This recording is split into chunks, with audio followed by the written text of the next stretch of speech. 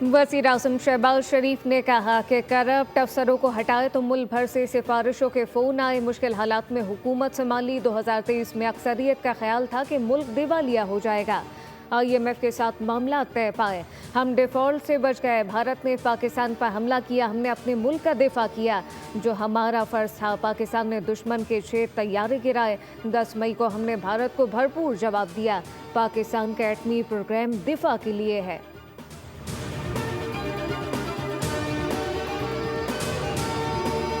मौलाना फजलुर रहमान की खैबर पख्तूनख्वा में तब्दीली की हिमायत। कहा कि अगर अवाम की ताईद हमारे साथ है तो किसी के बाप को हक नहीं कि हमारी हुकूमत का रास्ता रोक सके। सेनेट इलेक्शन में क्या एडजस्टमेंट होती है कुछ नहीं कहा जा सकता। नून लीग और पीपल्स पार्टी से मुलाकातें इब्तदाई मराहिल में है। न्यूज़ कॉन्फ्रेंस में मौलाना फजलुर रहमान बोले कि KP में तहरीक अदम एतमाद के हवाले से कोई मशवरा नहीं किया।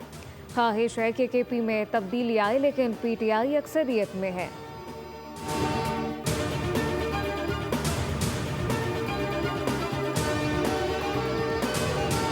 कश्मीरी आज यौम शहदाए कश्मीर मना रहे हैं। मुजफ्फराबाद में कुल जमाती हुर्रियत कॉन्फ्रेंस के ज़ेर एहतमाम शहदाए कश्मीर रैली का इनेकाद। रैली में सियासी और समाजी समेत हर शोबे से ताल्लुक़ रखने वाले अफराद की कसीर तादाद में शिरकत। रैली में कश्मीर बनेगा पाकिस्तान और पाकिस्तान जिंदाबाद के नारे।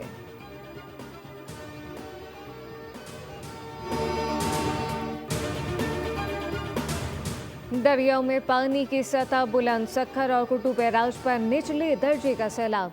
कच्चे की जमीन डूबने लगी। हजारों एकड़ ज़ेर-ए-आब। 24 घंटे में कुटु बैराज पर पानी की सतह 5000 क्यूसेक इजाफे से 3,42,000 क्यूसेक तक जा पहुंची।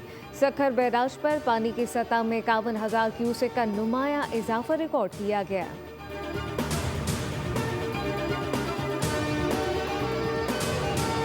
और कराची में आज भी मौसम गर्म और मरतूब रहेगा। ज़्यादा से ज़्यादा दर्जा हरारत 35 डिग्री सेंटीग्रेड रिकॉर्ड किया गया। शहर में 12 किलोमीटर फी घंटे की रफ्तार से जुनूब मगरिब हवा चल रही है, जबकि मतला जुज़वी अबरालूद रहेगा।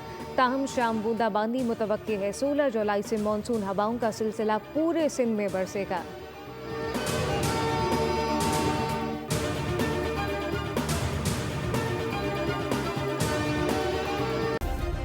सब्सक्राइब करें और बेल दबाएं ताकि कोई खबर रह न जाए।